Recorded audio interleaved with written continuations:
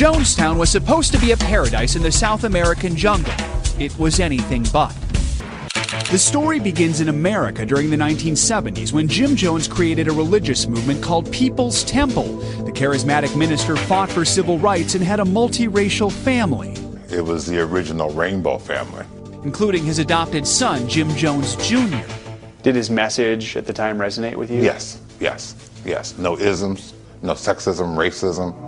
Jones persuaded nearly 1,000 followers to move to a remote jungle in Guyana. The concept was to build a new world. A socialist utopia. Jonestown was described as his paradise, and it was not. Former member Leslie Wagner Wilson says followers were overworked and underfed. And then as time wore on, I realized that there was no future in Jonestown. Jim became increasingly paranoid. Jones was obsessed with revolutionary suicide. He felt followers should be prepared to die for their cause, even having them drink fruit punch he claimed was poison. In November 1978, a concerned congressman, Leo Ryan, flew to Guyana to investigate, accompanied by NBC News. While some followers praised Jonestown, others wanted out. What is your wish today? To go back home. And where's home? U.S. As the congressman left, he took 15 defectors with him, angering Jones. People play games, friend. They lie. What can I do about lies? Are you people going to leave us? I just beg you, please leave us. He ordered gunmen to follow the group to the nearby airstrip, where they opened fire. 5 were killed, including Congressman Ryan, NBC correspondent Don Harris, and cameraman Bob Brown. Sound engineer Steve Sung and field producer Robert Flick escaped, as did Ryan aide and future Congresswoman Jackie Spear.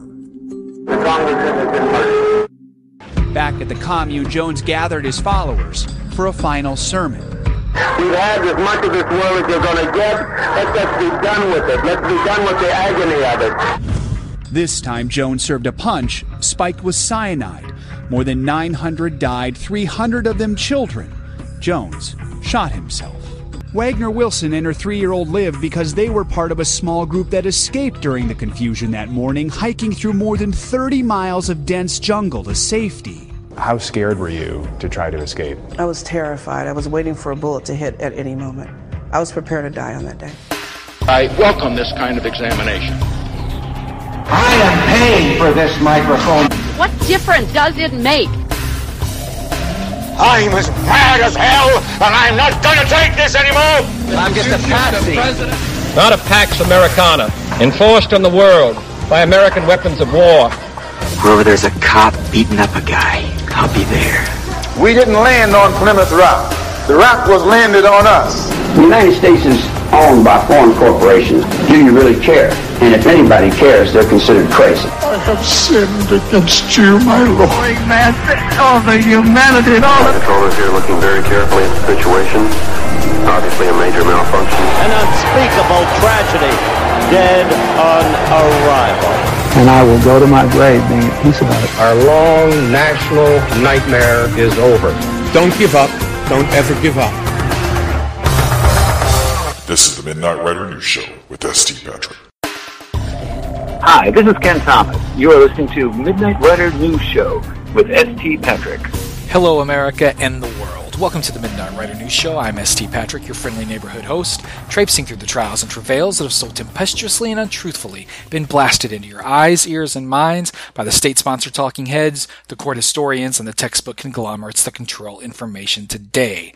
Tonight we have episode 057, Jim Hougan on the Jonestown Massacre. Our guest tonight is Jim Hougan, who will join us next in the Midnight Hour. Now, a bit of castle cleaning is in order, and it's been a bit, so let us go through how you can follow us if you do so choose. We're on Facebook at Midnight Rider News Show. That's at Midnight Rider News Show, and make sure you put show at the end. We're on Twitter at MWN_ST Patrick with no spaces. That's at MWN_ST Patrick. We are linked in at ST Patrick, and that's just the name, ST Patrick, S.T. Patrick.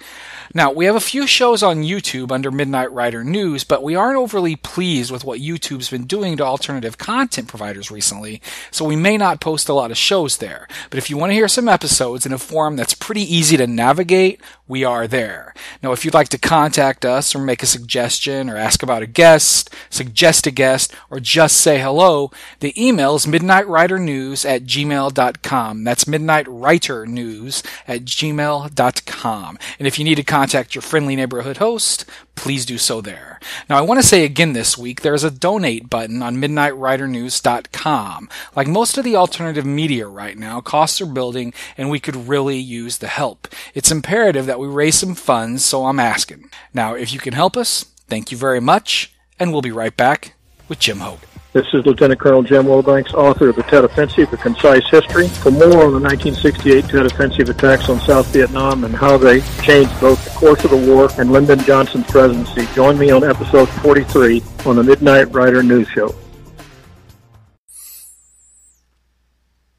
On November 18th, 1978, over 900 men, women, and children, mostly Americans, died in the jungles of northwest Guyana. Children of the 60s and 70s were used to seeing dead bodies in remote places they couldn't find on a map. Vietnam had both torn and inspired this generation to the core. But by 1978, many of them were young parents, and when on the news came stories of the mass deaths that had occurred within the People's Temple Agricultural Project, better known as Jonestown, Guyana was just another new remote location to many. Some today still believe it's an African nation. It isn't. Guyana is a northern South American country located east of Venezuela. Its capital is Georgetown, which, yes, some would also confuse with the university in Washington, D.C. But it was on that day in an open field as well as on an airstrip in nearby Port Kaituma that the largest loss of American life until 9/11 occurred. 70% of those at Jonestown were African Americans. The most common demographic was a black female. The death that would make the headlines, however, was that of Reverend Jim Jones, the namesake of Jonestown and the leader of the People's Temple. Tonight, we're going to tell his story.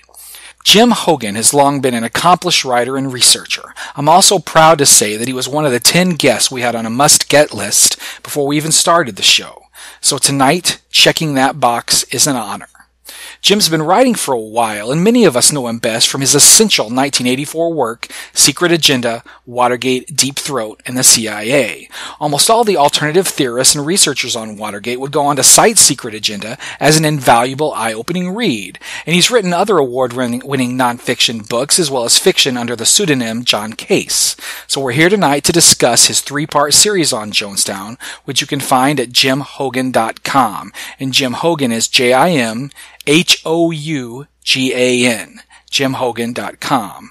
The 3-part series is entitled Jim Jones, Dan Mitrione, and the People's Temple. This is Jim Hougan. Jim, how are you this evening? I'm great. How are you? I am well, and congratulations on quite a thrilling 3-part series. It really reads like a detective novel and not like a bad cult B-movie, which I appreciated very much. And the mainstream mass media still treats the story as the latter, so again, thank you for that. Well, Guyana may be the headline, but the real story, as you point out, is this sort of untold biography of Jim Jones. So let's talk about Jones himself, especially in regard to his upbringing. Who is James Warren Jones?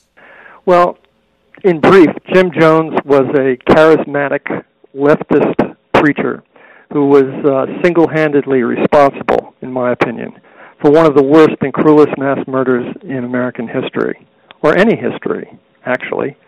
He was born in Indiana in 1931, became a child preacher on the streets of a working-class neighborhood in Richmond, Indiana. The people he preached to were mostly poor and uneducated African Americans. And the story goes on from there, all the way to what became the Jonestown Massacre in 1978, when 900 Americans committed suicide or were killed.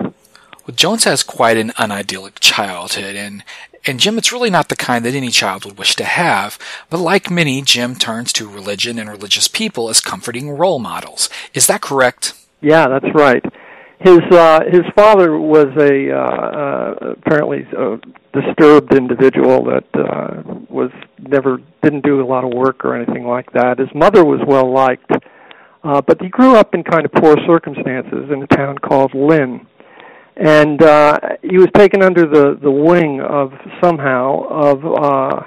an evangelical a woman who is herself a preacher, and who has been described as a fanatic. But what the effect of that ultimately was that Jones himself became this childhood preacher in as I said, these working class neighborhoods in nearby Richmond.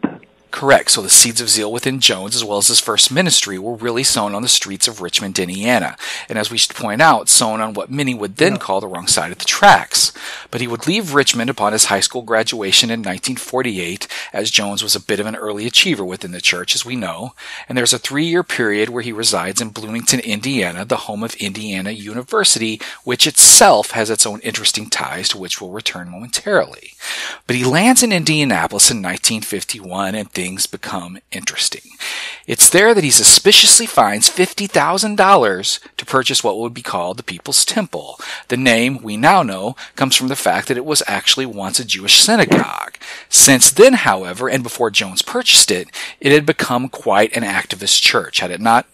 Yes, it was a very activist church, and it was in a lot of ways, it was very progressive. It started out, he bought what was a Jewish synagogue in Indianapolis from the Rabbi Maurice Davis, who was himself, ironically, or maybe not, an anti-cult activist who became involved or was involved in deprogrammings of people who joined some of these new religions. Jones was, while very poor himself, somehow able to persuade the Reverend Davis to, I guess it wouldn't be the Reverend, it would be the Rabbi Davis, to accept a $50,000 note. And with that, he took over what became the People's Temple's headquarters in Indianapolis. Yes, and Indianapolis has its own intelligence history that I think deserves a little bit of attention. But so does Bloomington. Not only was it the chosen university of Jim Jones, we shouldn't forget that Indiana University was also home to Alfred Kinsey's controversial Institute for Sex Research, which, though short-lived, was fully functioning as Jones attended the university. Now later, as we discussed with Brad Schreiber, IU was also the pool from which Angela Atwood and Bill and Emily Harris would join the Symbionese Liberation Army. So Indiana University and Indianapolis were quite spooky at this point, and by spooky, I mean that in regard to intelligence. So, Jim, did you become interested in the history of Intel in Indianapolis through the Jones story? Well, I've always been kind of interested in Indianapolis. There are a lot of weird connections with it. I mean, I've written books about the intelligence community, and one of them, Spooks, got into the CIA quite deeply. And so I was surprised to learn that Indianapolis was where Richard Helms, notorious CIA director for many years, was from. So also was Bill Harvey, who ran assassinations for the CIA for many years. It was also the home of an organization called the Five Eyes, which was basically being run by Bobby Kennedy out of the Justice Department when he was Attorney General. And this was an archipelago of private detective agencies around the country that pursued Bobby's agenda against organized crime in a off-the-books way. It's also the home of the Saturday Evening Post, which was bought by a guy named Bert Servaz, who was, I guess, a career CIA officer, and very available to the CIA when it had a story that it needed to be told, and so on and so forth. I mean, the connections to Indianapolis are many, and because there's so many, it's curious. I wonder why Indiana. I just have no idea. No idea. Well, the mainstream version of the story has everyone, quote, drinking the Kool-Aid, quote, which isn't technically accurate, as we'll discuss very shortly. But the idea of mass suicide is not one that's new to Jones when he returns to Guyana in the summer of '77. Oh. Mass suicide had been a topic that he'd researched before. Yeah, it was the drink that they actually drank was called Flavor Aid, which was a lot like Kool-Aid. But yeah, Jones had early on come upon the idea that a mass suicide might be something that would live in history. He was familiar with the Massacre, which occurred in what is now Israel, when so many people stood up against the Roman siege and committed suicide as a gesture. But in particular, Jones had early on sought to emulate or perhaps co-opt an African-American religious movement in nearby Philadelphia run by a charismatic preacher named Father Divine, who is very interesting. And Father Divine was the subject of some biographies, and in one of those biographies the story is told that Father Divine ever die, which was doubted by many, but if he should, the members of his organization would commit suicide en masse because life would not be worth living any longer. And this story was told in a biography of Father Divine that was found on Jim Jones's bookshelf in Jonestown, and the passage had been earmarked. So Jones was, clearly attracted to this idea from the very beginning. You also wonderfully describe a piece of Guyanese history that referenced mass suicide as well. Yeah, that's a good point. You remind me of it. In one of the most mysterious periods in Jim Jones's life, when he more or less disappears from sight, it turns out that he is actually, in 1962, I believe it is, in Guyana. He's left the People's Temple in the United States to, as far as he could have known at that time, to wither away, which of course it did not actually do. But he just left Indiana, goes to Guyana, where he curiously begins to preach in various venues against communism and warning about the dangers of communism. But it was there that Jones learned about a massacre that had occurred in Guyana, and I think it was 1843, when a man named Smith, a Reverend Smith, was preaching to the Caribs and other native peoples there, and persuaded them that they would all have to commit suicide in order to be returned to life as white people. And so they did, and the death toll was in the hundreds. Wow. Yeah. So obviously at this time it's in his head. It's in his head, and it's also the case that it happened right about where Jonestown is located. So I think Jones picked the actual real estate that was Jonestown on the basis of this story about the Reverend Smith. Let's bring in another interesting yet elusive character here, someone who'd parallel Jones over the next few years and in ways that I don't think can be coincidental. Yeah. He is Dan Mitrione. Well, Dan Mitrione was Jim Jones met Dan Mitrione in Richmond, Indiana, when he was a childhood preacher, and when Dan Mitrione was the juvenile police officer in town. And Jones came to Mitrione's attention because he was a white boy in a neighborhood that didn't have very many of them, and he was preaching and he was interesting, and they became friends. And I think, in my opinion, that Mitrione's informant and kept Mitrione apprised of things that were happening in the African American community there.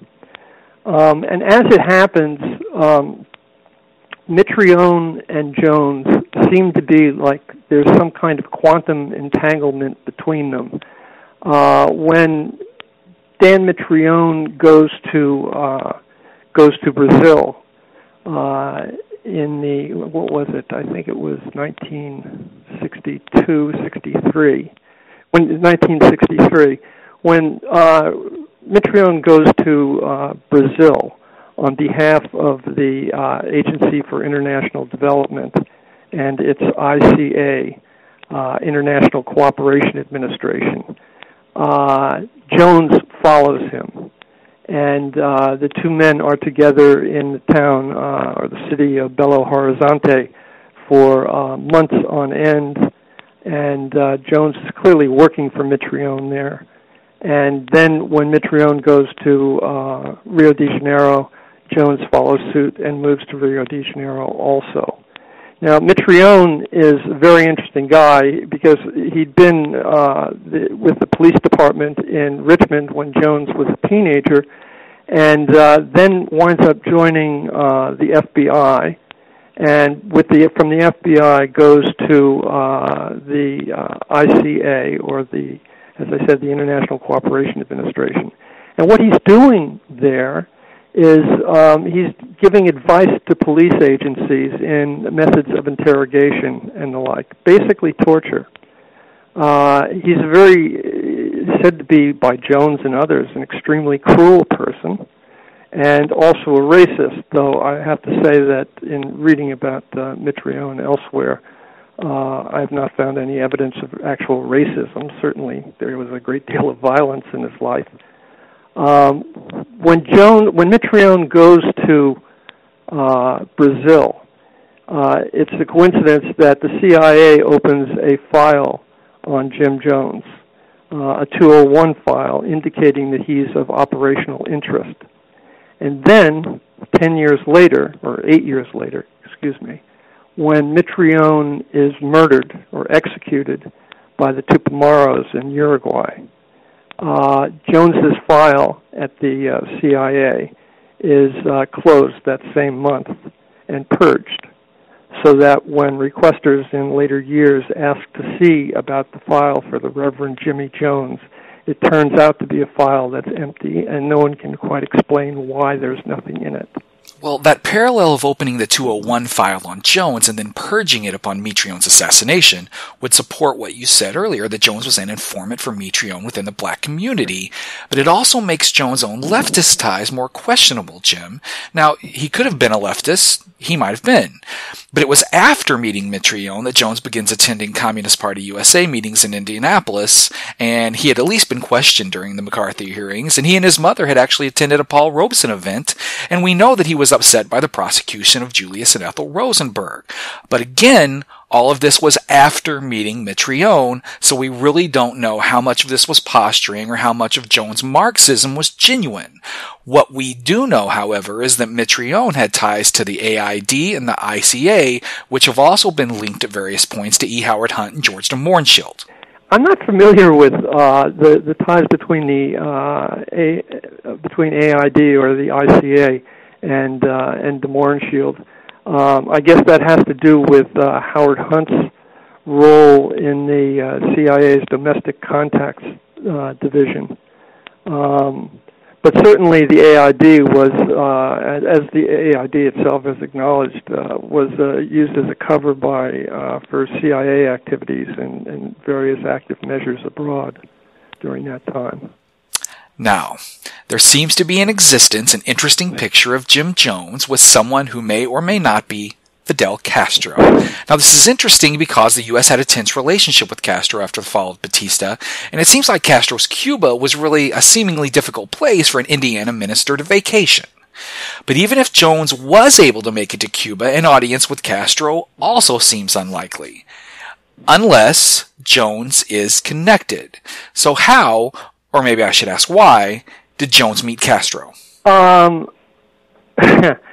It's somebody who looked a lot like Castro and was said to be Fidel Castro, but of course it's a photograph that I have not seen. It was seen by a woman named Bonnie Malman and her family, with whom Jones was living in Belo Horizonte, Brazil. But Jones's whole relationship and visits to Cuba are very strange. He goes there in 1960 at a time, he stays at the Hilton Hotel. He has no reason to go there. He has no money that we know of. The People's Temple is just a small organization at this time. But Castro is now in power, and the place is of great interest to the CIA. Jones, as I said, stays at the Hilton Hotel, which is a very interesting place at the very time that he's there, because there is a Soviet exposition at the hotel of the recently launched Sputnik. And they have one of those satellites there in the lobby on display. So the place is crawling with intelligence agents from the GRU, the KGB, the CIA, and everybody else while Jones is there. Now, what happens with Jones, what we know that he did while he was there, is that he met a person walking past the hotel, a boy and a lounge singer, and he invited him to come up to his room at the hotel. The two men went up to the room and stayed in that room for a little more than a week, planning what this itinerant cowboy says was the creation of an archipelago of agricultural settlements, progressive leftist agricultural settlements in the Caribbean, and that Jones offered him $50,000 if he would help him in this endeavor. And as a part of this endeavor, they were to arrange for the transport of Cuban children to the United States and Cuban families to the United States. Now, this story has been reported by others, including the New York Times. But the problem is that neither Jones nor the man in question, whose name was, by the way, was Carlos Foster, neither of them had a language in common. So how these conversations took place for such lengthy times is very hard indeed to fathom. And of course, as it turned out, Jones's activity there produced no results. Supposedly, he could not find, if you can believe it, any Cuban families that were interested in moving to the United States at American government expense. I mean, well, it is a bizarre trip, too easily made if it's independent, but this would lead us to believe that it's not. Yeah, I think so. And it's also the case that at this time, as far as we can tell, Jones doesn't have a passport. He applies for his passport after he gets back, and it's months before he gets a passport. So what passport he was traveling on is also a mystery. But I should say, let me just interject this. One of the things that we know he did down there in Cuba at that time was that he was going around also taking photographs of downed planes that had been shot down that were on sabotage runs against the Castro regime. And when he returned to Indianapolis with some of these photographs that he showed to members of the People's Temple, they were described as quite gory because some of them had the pilots were actually in the planes when they were photographed. So he was taking pictures of that kind too. It's all very spooky. I mean, this is the height, the very apex of the Cold War. It's the deep freeze.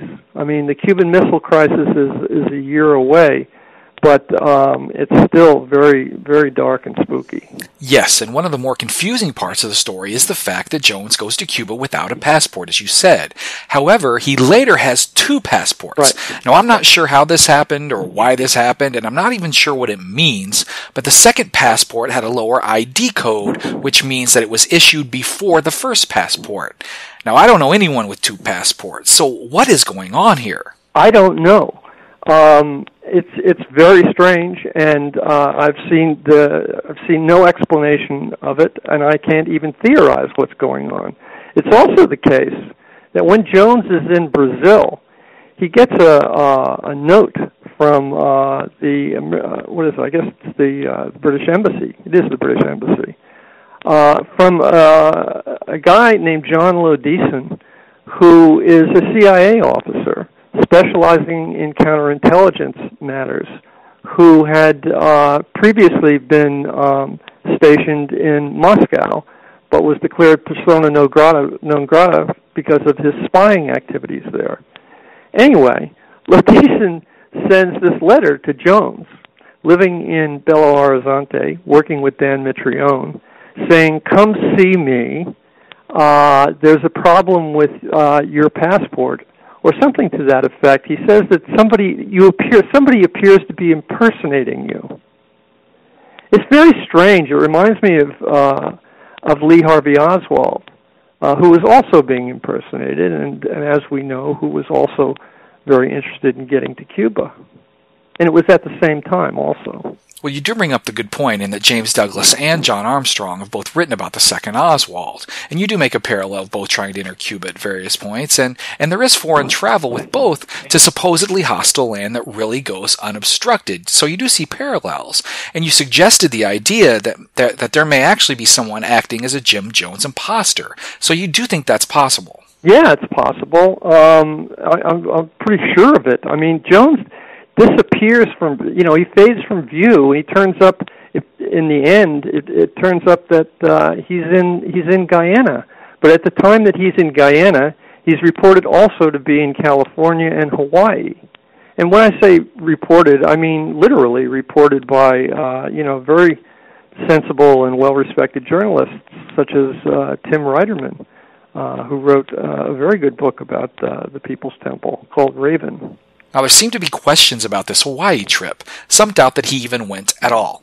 Yeah, I don't think he did go to Hawaii. I mean, I don't know of any evidence that he actually traveled there. He was said to have traveled there, but at the same time, he was also said to be incarcerated in a mental institution after reportedly hearing voices of aliens. Yeah. So the Hawaii debate lends itself to the two Jones theories, since at the same time in October of 1961, he's also said to have been en route to Guyana via California and, yes, Mexico City. So Reiterman says that Jones arrived in October and his family joined him for, quote, a couple of months, quote, beginning in November. Now, he does seem to be in two places at once, Jim, so let's thicken this plot just a little bit if we may. Jones is said to have received treatment from the Langley Porter Neuropsychiatric Institute in San Francisco. Now, Langley Porter also conducted experiments on behalf of the Defense Department's Advanced Research Projects Agency, or DARPA. Yeah. But if he did spend time on the West Coast receiving psychiatric care, as Reiterman, a trusted biographer, believes, his family would have surely known. Because Reiterman, let's remember, said, after all, that they joined him in Hawaii, quote, for a couple of months, quote. So his family would have known. They allegedly accompanied him to Hawaii, but there's no, as I said, there's no evidence that this occurred. At least I'm unaware of any evidence, and I've tried to find some, because this is a period that I consider crucial in Jones's life and in terms of understanding who he was and who he was actually working with, and that sort of thing. And it's all extremely ambiguous and self-contradictory. I mean, just the fact that Jones goes to Guyana is something that really has not been revealed before. But he did go to Guyana, and he did, or if it was someone else impersonating him with using the same name, he was preaching against communism. And of course, as we know, Jim Jones was, someone who embraced communism and who eventually threatened to move the People's Temple to Moscow. Yes, and this is why his communistic leanings are ambiguous at best. In Guyana, in Belo Horizonte, and then in Rio de Janeiro, Jones surrounds himself with rabid anti-communists, and like Oswald in New Orleans and Dallas in 1963, anti-communists are the heart of his inner circle. He surrounds himself voluntarily. Yes, he does. He's there with Dan Mitrione, and when he's in when he then moves on to Rio de Janeiro, he's also hanging out with people who, well, one of them, his boss, supposedly at a company called Invesco, was a guy who played tennis with Carlucci. Whenever Carlucci, wasn't he Secretary of Defense, as I recall? Under Reagan, yes. Yeah, when Carlucci comes down there and he plays tennis with Jim Jones's boss. Jones' cover story for his activities in Rio de Janeiro, because really there's no, I mean, while Jones lived in Belo Horizonte, he was seen everywhere. Lots of people talked to him and knew him. When he was in Rio de Janeiro, there is literally no one who has come forward to say and to identify themselves, not to report anonymously, to say that they had actually seen him there, except this one fellow, Scott Johnson, who was running this firm called Invesco, and he claims that Jones was working for him, selling mutual funds to the local people, to investors who wanted to invest in mutual funds. But he was such a bad salesman, Johnson says, that he never sold any actual mutual funds in the 6 or 7 months that he was there, and so never actually received any payments from him. Now, the idea that Jim Jones, who could talk 900 people supposedly into killing themselves and their children, was a poor salesman. And this is a guy who, by the way, put himself through a year of college selling monkeys door to door in Indiana. To say that he's a bad salesman is ludicrous. Yes, it sure is. And the sale of mutual funds at that time in Brazil was a pretty lucrative activity, actually. We are speaking with Jim Hougan, the purveyor of the wonderful JimHougan.com, where you can read the 3-part series on Jim Jones, Dan Mitrione, and the People's Temple. Now, we're going into a lot of the story tonight, but it doesn't even really scratch the surface of detail contained in Jim's series, so I would highly suggest going to JimHougan.com for the whole story. The time that Reverend Jim Jones spent in Belo Horizonte in Rio in 1962, it seems there are a multitude of stories as to what he might be doing there, but none of them seem altogether clear. Why did he leave the church in Indiana to, in essence, die? And why was he in Belo Horizonte in Rio? Yeah, it's very mysterious. As I said, so Jones moves to Belo Horizonte, Brazil in 1962, leaving the People's Temple to fend for itself at home, basically, right? And at first, the impression is given that he's just going to be gone for a very short time, and then the weeks turn into months, and the months turn into a couple of years that he's gone. And according to the people that I interviewed in Belo Horizonte, Jones explained himself as saying that he was working for a chain of laundromats in Brazil called the Eureka Laundromats. Eureka says, absolutely not. He never worked for them. Other people were told that he was a retired naval captain who had been injured in the Korean War and was living on a pension.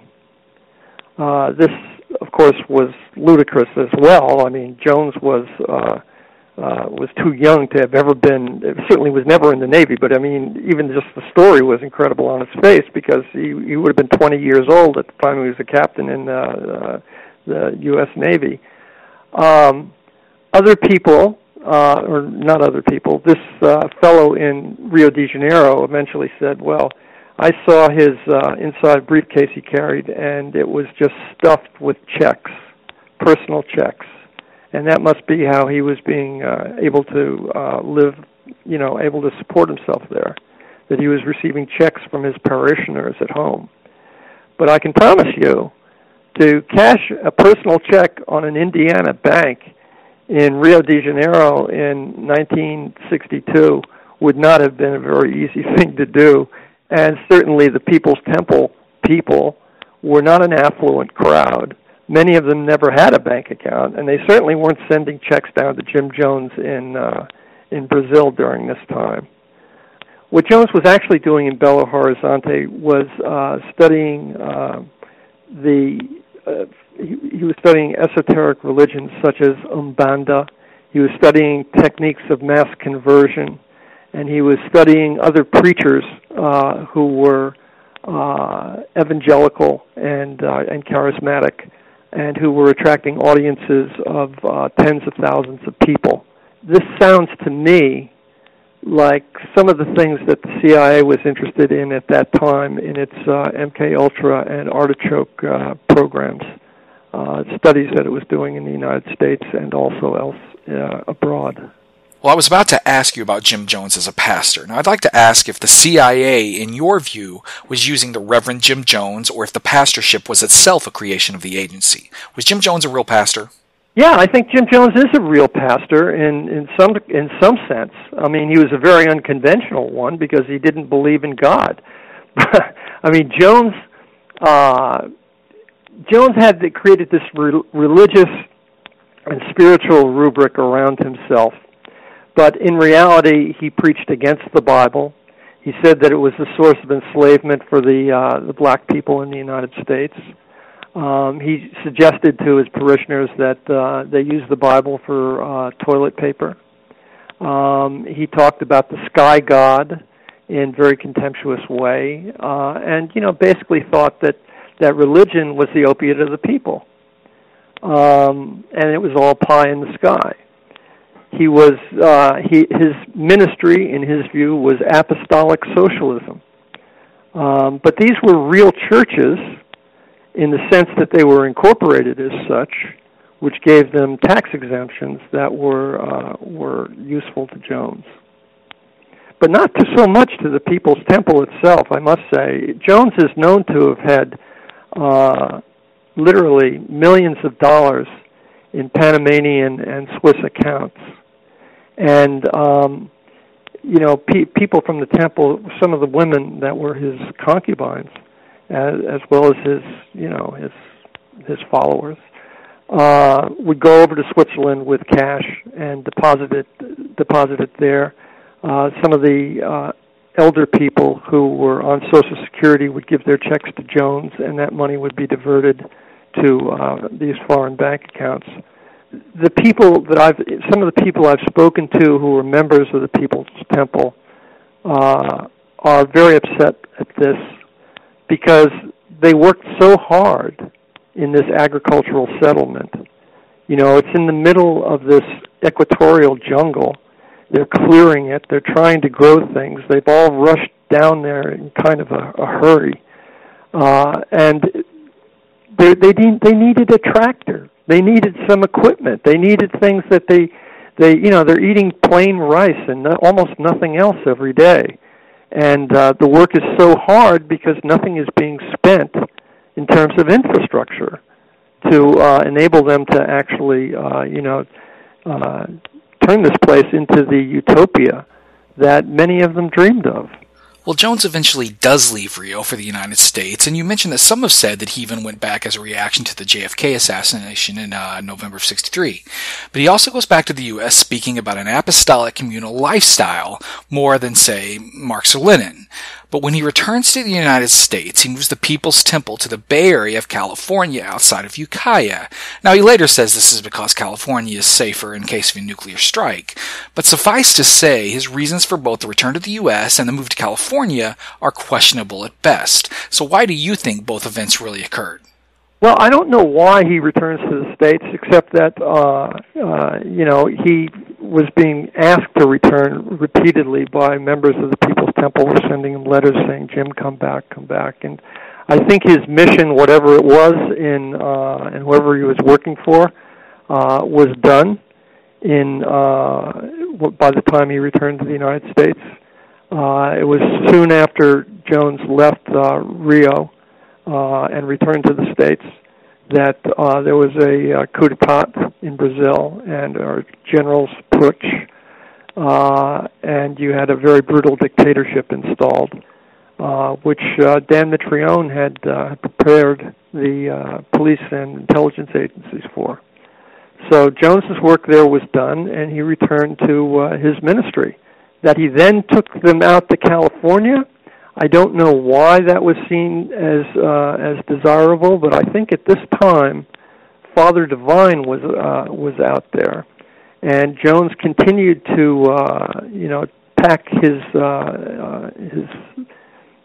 pack buses with members of his congregation and take them to Los Angeles and to San Francisco for meetings in which Father Divine was preaching. I think Jones was trying to co-opt Father Divine's movement. He definitely tried to take it over when Father Divine died. And this because Father Divine's organization was very large, and it was very threatening specifically to the FBI's Director for Life, J. Edgar Hoover, who saw it as a potential source for an uprising of blacks, of a black revolution, and the emergence of a black messiah. Compounding the suspicion about Father Divine's movement is the fact that in the 1930s, during the Depression, the Peace Mission, I think it was called, that Father Divine had, brokered an arrangement with the U.S. Communist Party.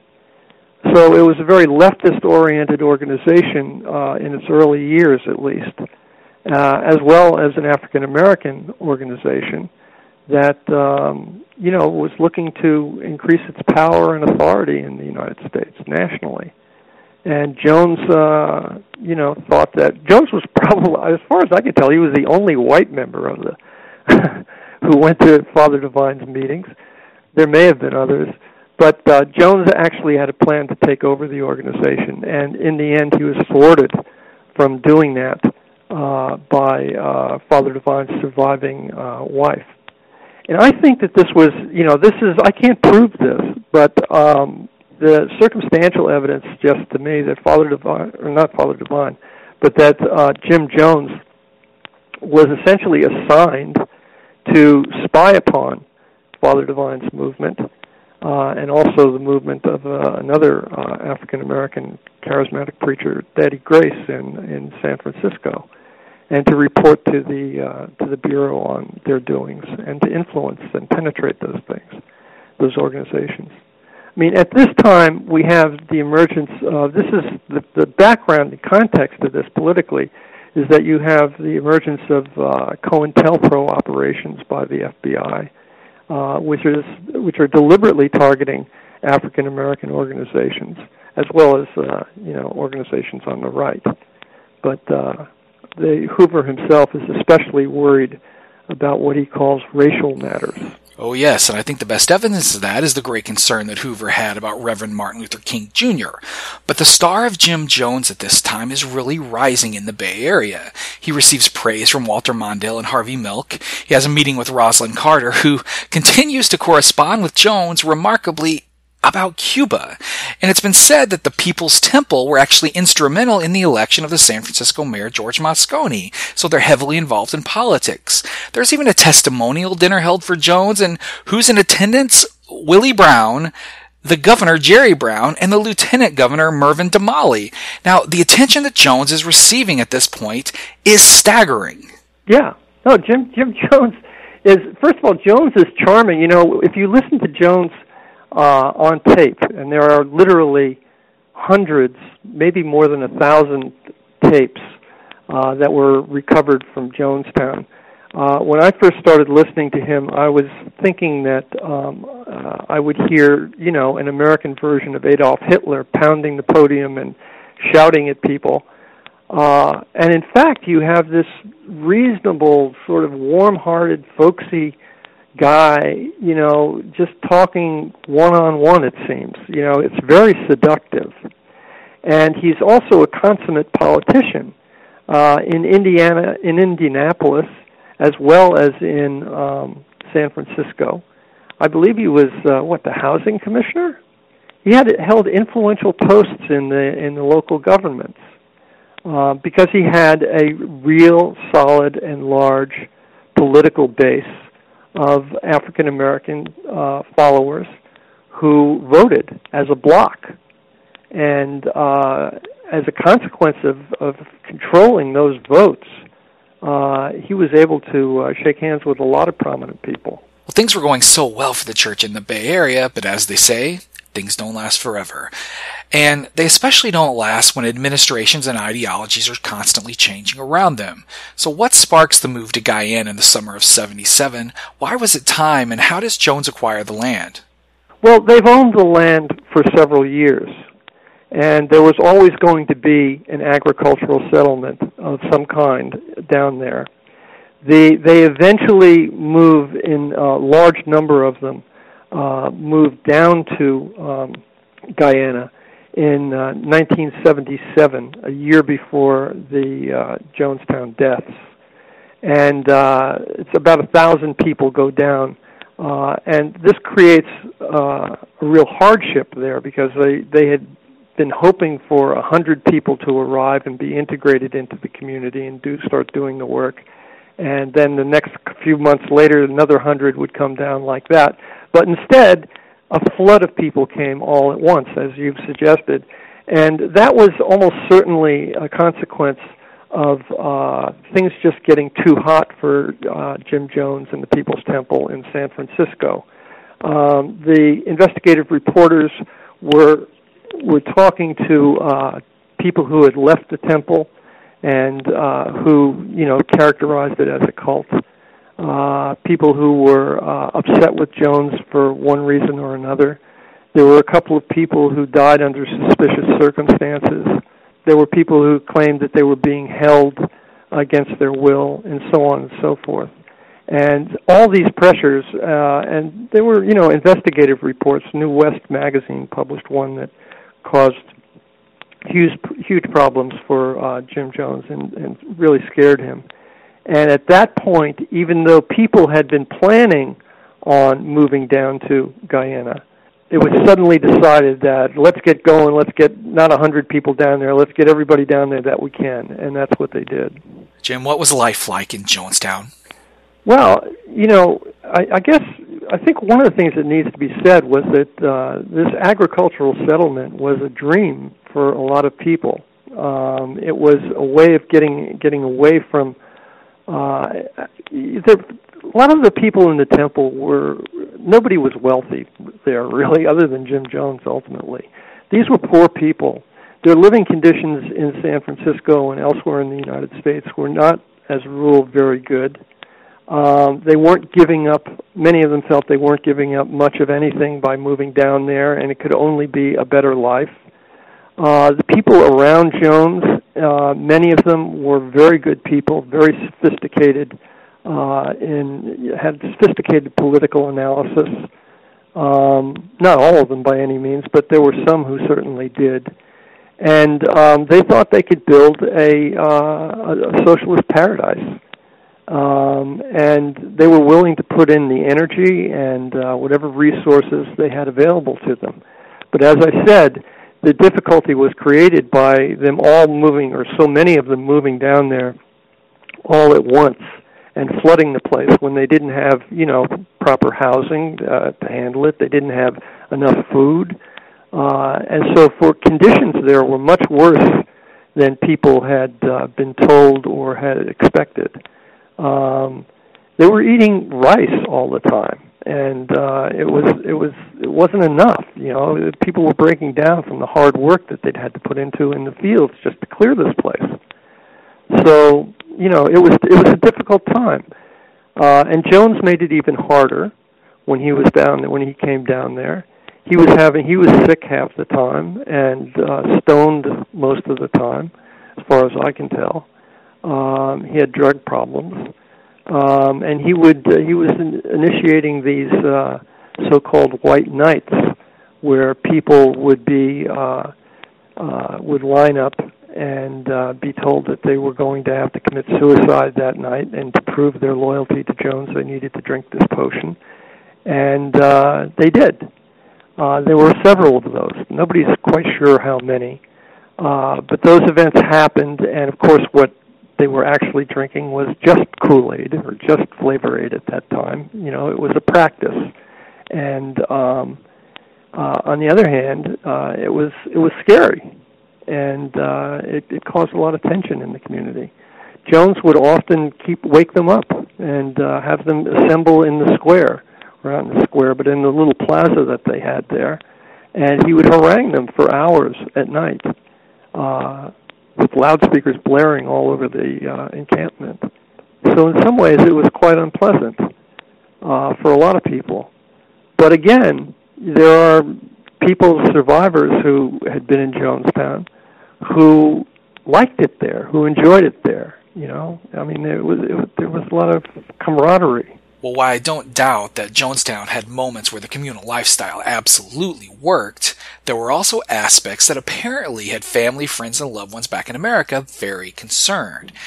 And when that concern sort of escalated to a bit of a fever, Congressman Leo Ryan decided to get involved. So who was this congressman?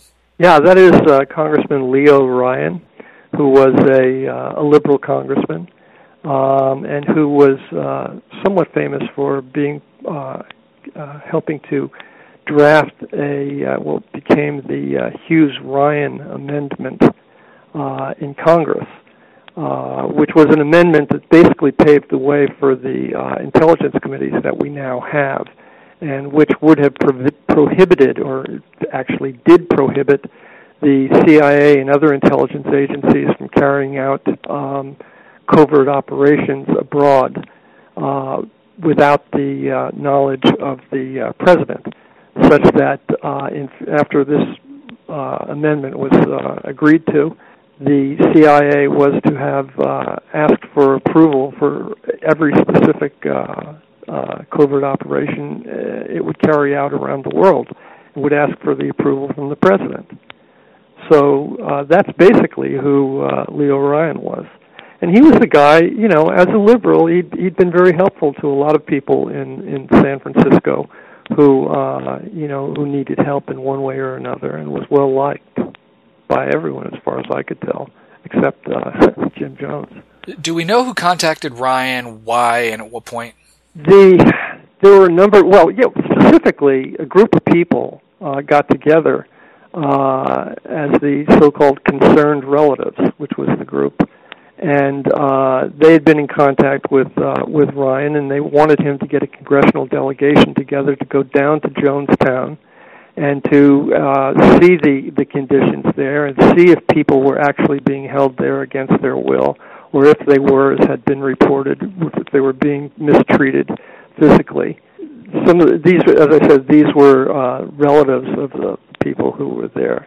It's also the case that there was a custody dispute concerning Jim Jones's child, or a child that Jim Jones claimed to have fathered, Tim Stone, who was the ex-husband of Grace Stone, who had the baby John Stone, was suing to get custody of his child and to get his child back to the United States.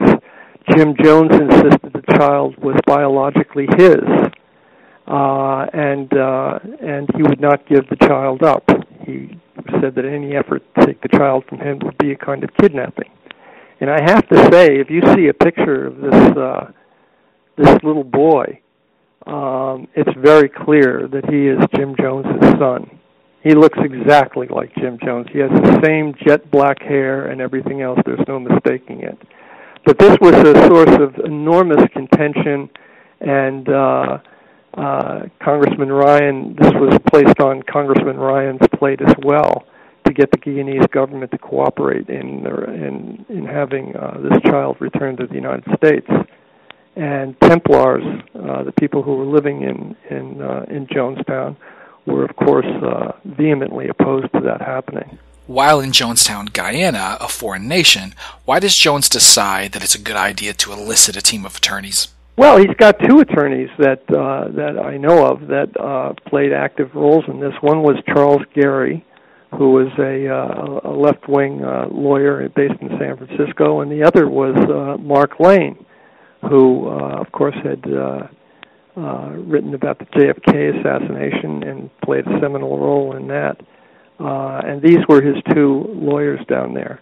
Though I think that Mark Lane eventually, relatively, in the last 10 years or so, denied that he had actually been Jones's attorney, that he had simply been there to help in one way or another. Well, one of the more interesting characters in the story, to me, is Mark Lane, and many may know him from the JFK assassination books, and he did a lot more. Regarding the Jonestown story, however, I know that Mae Brussel, for one, has questioned Lane's role and has alluded to the possibility that he was CIA, at least in some capacity, especially because he conveniently escapes the massacre, though he is there. Now, have you heard anything about Lane possibly being CIA? No, I mean, Lane is certainly a very controversial person. And if you read his book about the People's Temple, The Strongest Poison, you'll see that it's a very self-serving work in terms of explaining why he has no responsibility for anything bad that happened down there. You know what I mean? Oh, I do. The idea that Mark Lane was somehow a government agent seems pretty far-fetched to me. Nothing can be ruled out here, but I'm pretty convinced that Jim Jones, until 1970, when Dan Mitrione was executed, and Jim Jones's CIA file was closed, that Jim Jones was a government agent up until that time. I think that what happened is after that, Jones goes off on his own. That occurs in 1970. Jones is cut loose from his ties to the agency and also to the FBI with Mitrione's death. And I think that's what the CIA's interest in the People's Temple is at this point, that they have some responsibility. In a sense, they've created this monster. And he's their Frankenstein, and that's a CIA term for an agent or operation that's gone out of control or is beyond their control. And I think Jim Jones was the CIA's Frankenstein.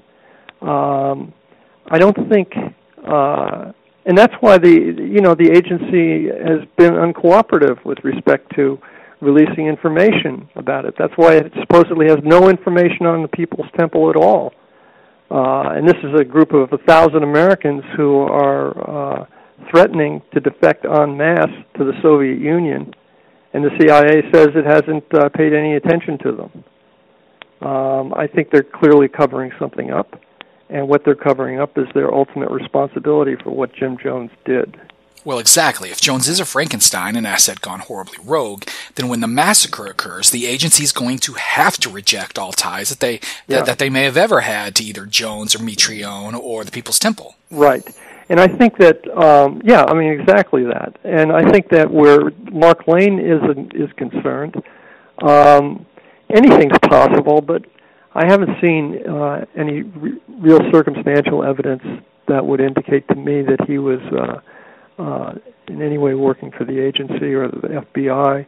Of course, we know that Mark Lane was alleged to be by the CIA to have been paid or given funds by the KGB or by an agent of the KGB to criticize the Warren Report and write his book about the Kennedy assassination, which, of course, Mark Lane denied. But it would certainly be odd for Mark Lane, if he were a CIA covert informant, to be vilified by the CIA. Not impossible, but unlikely, I think.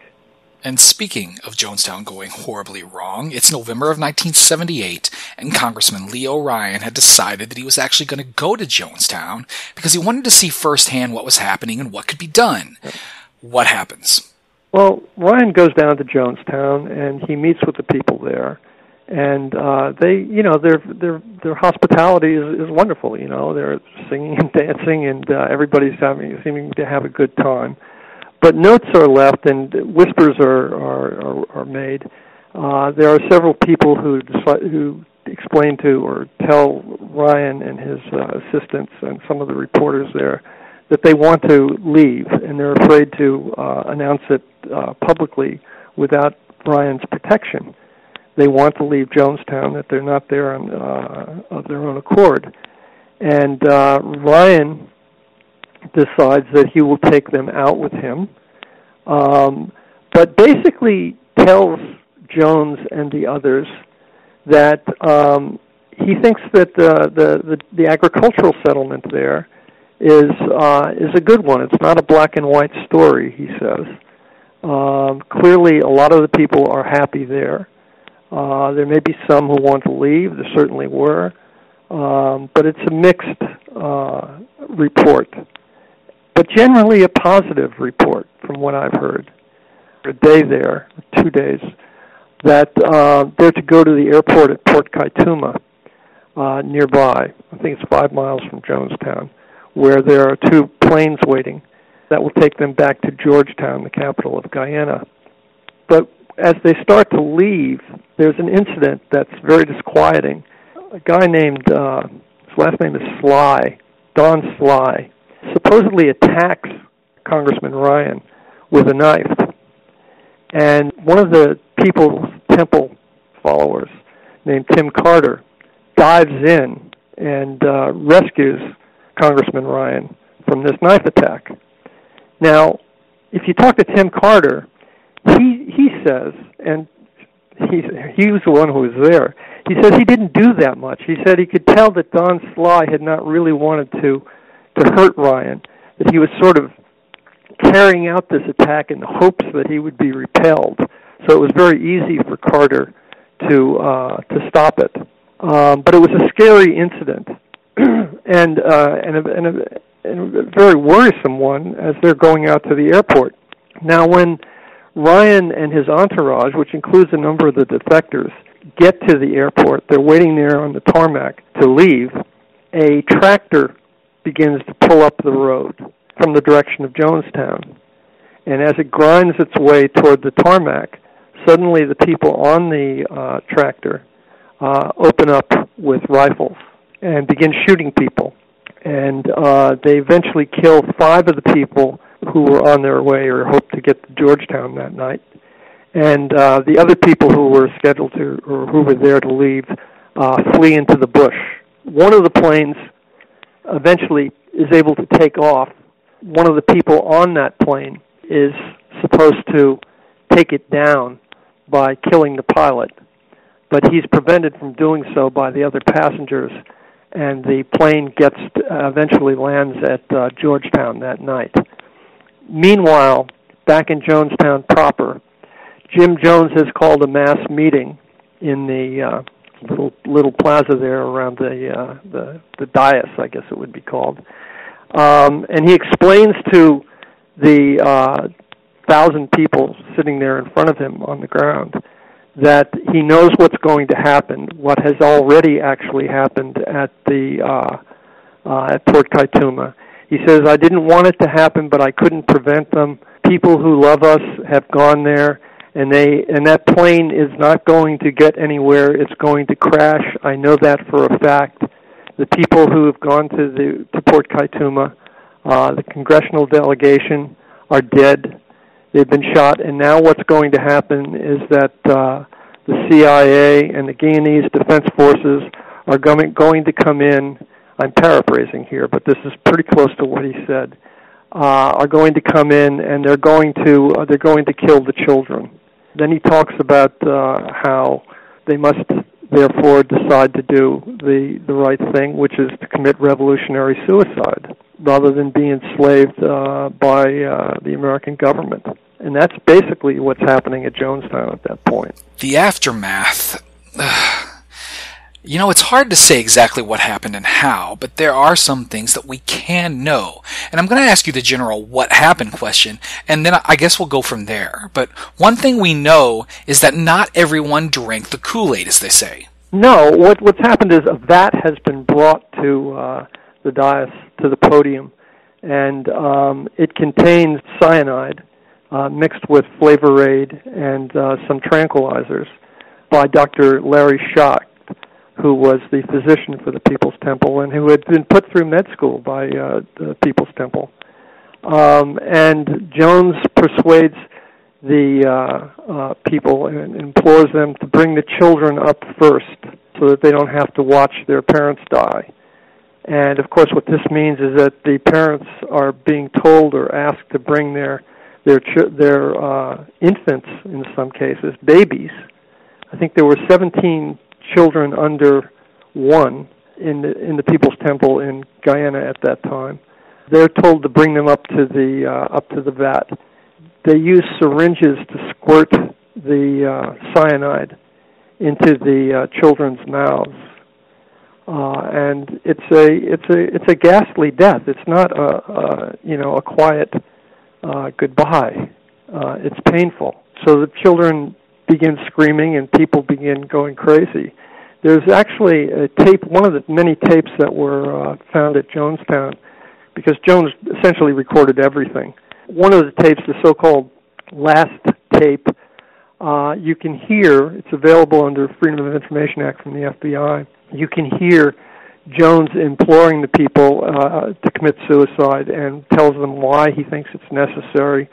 And you hear one person objecting, and she stands up and says that this isn't what the People's Temple is all about, and she's eventually shouted down. It's never been done before, you say. It's been done by every tribe in history, every tribe facing annihilation. All the Indians of the Amazon are doing it right now. They refuse to bring any babies into the world. They kill every child that comes into the world because they don't want to live in this kind of a world. So be patient, be patient. Death is, I tell you, I don't care how many screams you hear, I don't care how many anguished cries. Death is a million times preferable to 10 more days of this life. If you knew what was ahead of you, you'd be glad to be stepping over tonight. Death is common to people. And the Eskimos, they take death in their stride. Let's be dignified. If you quit, tell them they're dying. If you adults would stop some of this nonsense, adults, I call on you to stop this nonsense. I call on you to quit exciting your children when all they're doing is going to quiet rest. I call on you to stop this now. If you have any respect at all, are we black, proud, and socialists, or what are we? Now stop this nonsense. Don't carry this on anymore. You're exciting your children. All over, and it's good. No sorrow that it's all over. I'm glad it's over. Hurry, my children, hurry. All I say, does not fall into the hands of the enemy. Hurry, my children. Hurry. The seniors out here that I'm concerned about. Hurry. I don't want to leave my seniors to this mess.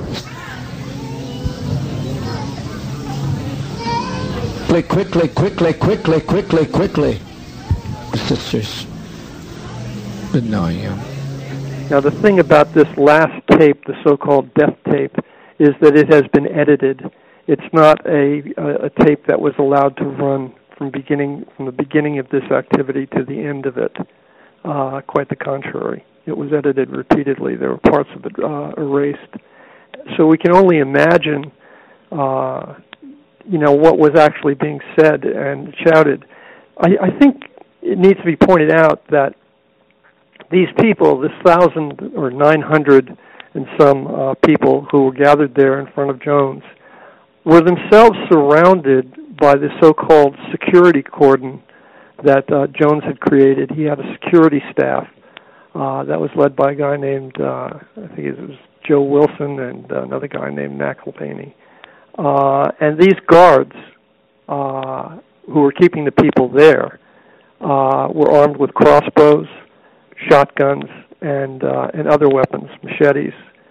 And they would not let people out. I mean, you could not simply decide, no, Jim, I'm not going to do this. I think I'm going to walk to Jonestown or to Georgetown. You couldn't get out, or at least very few people were able to make their way out. Tim Carter and his brother Mike were two of them, and there were a few others. But basically, what we know happened is that 908 people were found dead the next morning around the podium there.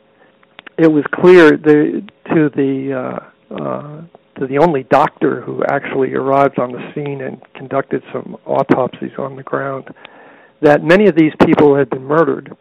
Most had been murdered, in his opinion. And he based this on the fact that I think it was something, the number was 87 out of 100 bodies that he examined had needle marks in their backs. And what this meant to him was that people had been held by the shoulders in place while somebody basically injected them with the cyanide. And of course, you had more than 300 children, by which I mean people under 17 and under, who were killed. And they were not in a position to, exercise that objective of committing suicide. So I think the number of murders there were in excess of 500. I believe the Dr. Mutu Guianin, estimated that perhaps as many as 700 of the 908 people who died there were murdered. So over 900 people were dead. How many autopsies were performed? There were 7 autopsies. There were 7 autopsies. What Dr. Mutu did was not a full autopsy. He couldn't do it. He didn't. We didn't have a laboratory there. But he did cut open about 100 people on the ground. 7 actual autopsies were conducted, I believe, at Dover Air Force Base. But this was a month later, and by that time, all the bodies had been embalmed. And as other doctors have criticized the way in which this was done in medical journals, saying that the internal organs had been completely ripped up by the embalming. We know how the people died there because cyanide was found there, but there was no cyanide left in any of the bodies because cyanide itself breaks down after something like 24 hours, 12 hours, I believe. But through circumstantial evidence, specifically the syringes and the fact that the medical office at Jonestown had all this cyanide there, it was pretty clear what the cause of death was. But the manner of death was not clear, whether it was a murder or a suicide. In the defense of the people who were responsible for processing this scene, this crime scene, the horror of it was overwhelming. The heat in the jungle was spectacular, and the bodies were literally decomposing at a very high rate on the ground, so that even by the time the Guineas Defense Forces got there 12 hours after the deaths, the bodies were in advanced states of decomposition. Now, I'd like to know about the end of Reverend Jim Jones. I'd like to know how he died, and I'd like to know when he died. Is there a timeline that we can ascertain, or is that impossible to tell? I think it's impossible to tell. He died by gunshot, not by cyanide. It's believed that one of his female retainers, actually shot him, that he did not do it himself. The gun was found, that it was a handgun, I guess a revolver, and it was found something like 20 or 30 feet from his body. But he was found on the podium. But there's no certainty in this. It's speculation, and even this gets weird. There is one of the tapes that's recovered. In addition to the death tape, there is the so-called last tape. And this last tape is deeply mysterious because it consists of the first news reports of the deaths at Jonestown. And you can hear on this tape people talking indistinctly for the most part. You can only make out a few of the words. And somebody in the background is saying loudly, kids, like that. The problem, of course, is that this tape could only have been made after all the people were dead. And we don't know who actually made it or why it was made. And so, even a question as simple as this, or an issue as simple as this, doesn't seem to have any resolution or any clear explanation. How was the mainstream story of Jonestown formulated, and how did it spread? Well, I think the story itself, emerged in dribs and drabs. I mean, I woke up one morning, opened the Washington Post, and there was the headline. I think it said something like 400 Americans commit suicide in Guyana. And then the next day, it wasn't 400, it was 600. And then the day after that, it's 700. And the impression was created that people continued to be dying down there because the death count kept rising in by such extraordinary amounts until you finally reached 908 as the ultimate conclusion. So it emerged that way. It was characterized from the very beginning as collective suicides, and this was reported. The first reports about the deaths at Jonestown were made by the CIA station chief in Georgetown at the American Embassy, a man named Jim Adkins. And Adkins, after hearing that Congressman Ryan's delegation had been ambushed on its arrival when it was leaving Port Kaituma, stayed up that night on listening to shortwave radio and just trawling through the channels, trying to get some kind of report from wherever it would come from about what had happened there. And he finally was successful, I think, I'll say around 1 o'clock in the morning, which would have been, 5 hours after it had happened, when he got a voice, got in contact with someone at, I think it's Matthews Ridge, where some of the people had left that morning from the People's Temple and gone on what they said was a picnic. Though I think that clearly some of them had been tipped off about what was going to happen. In any case, they had left to go on a picnic, and they were at Matthews Ridge, and someone had escaped from Jonestown. I think it was Odell Rhodes, and was reported what had happened, that all these people were dying there. So the first actual report of the murders and suicides came to be characterized as a mass suicide.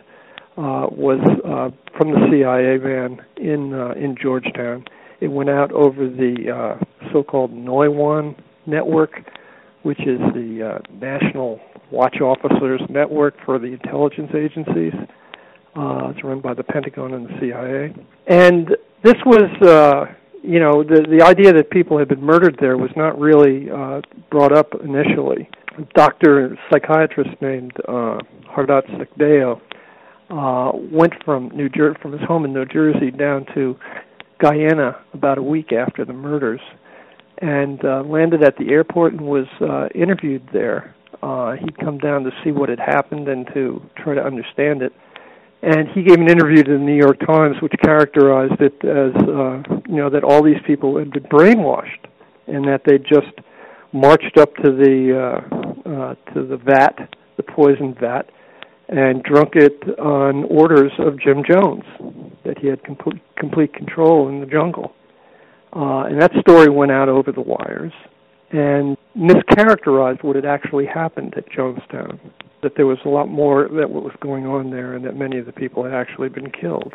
Well, yes, Dr. Sikdeo, who was a deprogrammer himself, believed in the brainwashing tale, but there was also a Dr. Hirsch who believed something vastly different. Yes, Dr. Hirsch was with the National Institutes of Mental Health, and he said it isn't that simple. People don't just, you can't brainwash people so thoroughly and in such numbers to do something like that.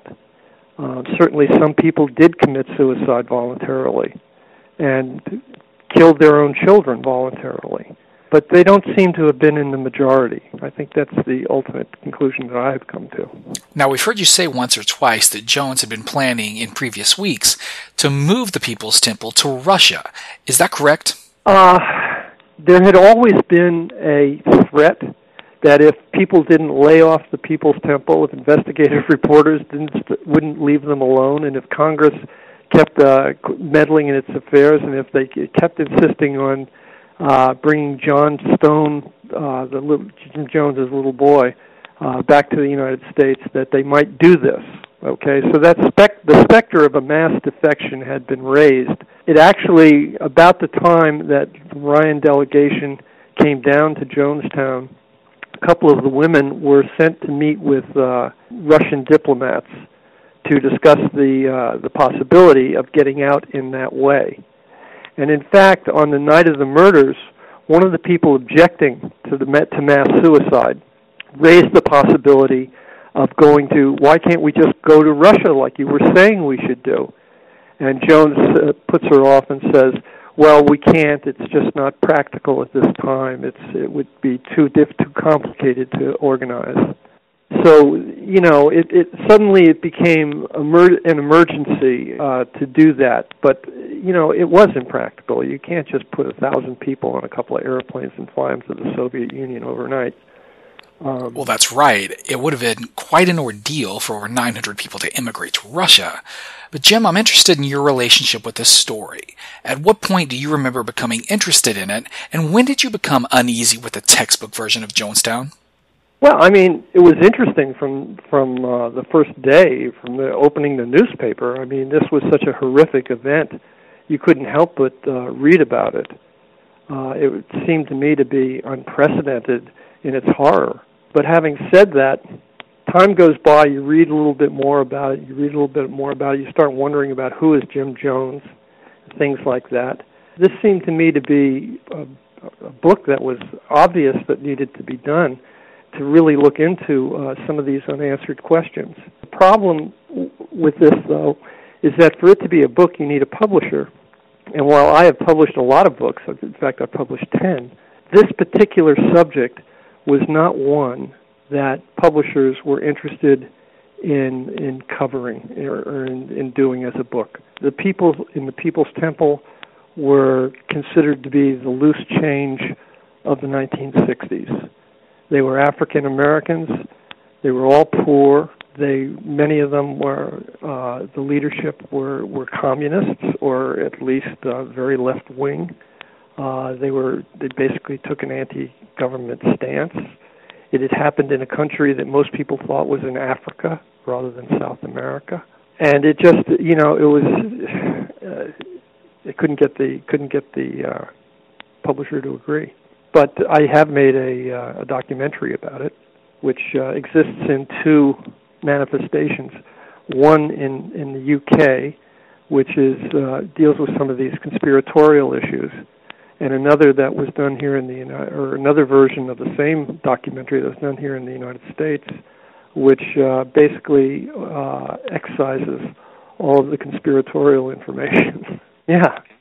That wasn't up to me, by the way. Let me say that. Well, if anyone out there would like to know more information about you or your work, or where they can read this three-part story, where can they go? Well, they can read the story that I wrote by going to jimhougan.com. And again, that's JimHougan.com.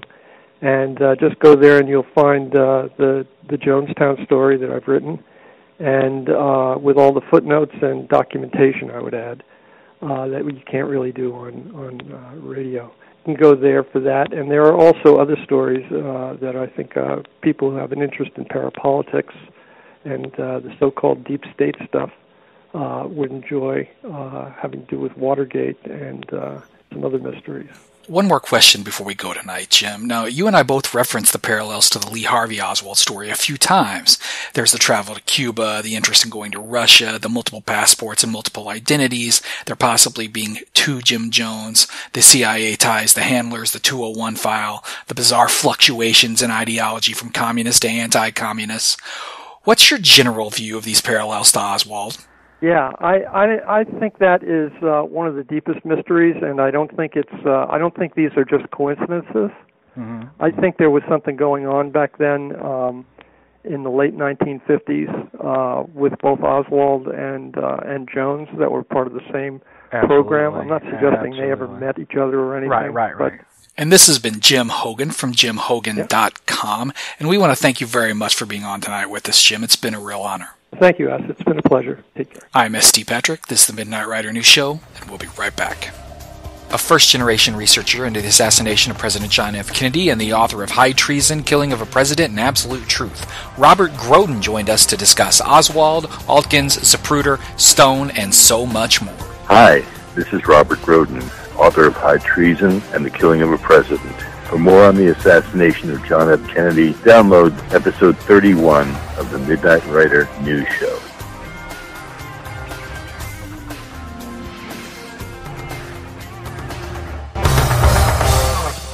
I understand that the Jonestown story can be grisly, horrifying, and complicated, but yet I also think it's important. This year marks the 40th anniversary of the Jonestown Massacre, and I think a history reconsidered is a history that is healthy. Jim Hougan will be back on in the fall to talk about the re-releases of his 2 books, Secret Agenda and Spooks, and I'm trying to persuade him to do a 2-part show on Watergate. I'd like to make your questions a big part of episode 2 if possible. But regarding Jonestown, I highly suggest going to jimhogan.com and reading his 3-part article. Joseph Green will be on soon to discuss John Judge's work on Jonestown as well, so we're really looking forward to that. And this month we will be releasing the next part of our Midnight Rider News Legends series, which will feature a few Mae Brussel episodes on Jonestown. Now in those you'll get to hear her views on Mark Lane, so I'm sure you won't want to miss those. You may hereby consider us committed. From the other side of the mountain, on the best side of midnight, I wish you peace. You can contact St. Patrick by email at midnightridernews@gmail.com. Join us on Facebook at Midnight Rider News Show. Follow St. Patrick on Twitter at MWN_St. Patrick. We are LinkedIn at S.T.Patrick. And don't forget to follow Midnight Rider News on your YouTube, iTunes, Stitcher Radio, and many of your favorite podcast providers. This has been a production of MidnightRiderNews.com and St. Patrick. Copyright 2018. All rights reserved. We'll see you next time, and be good to the night.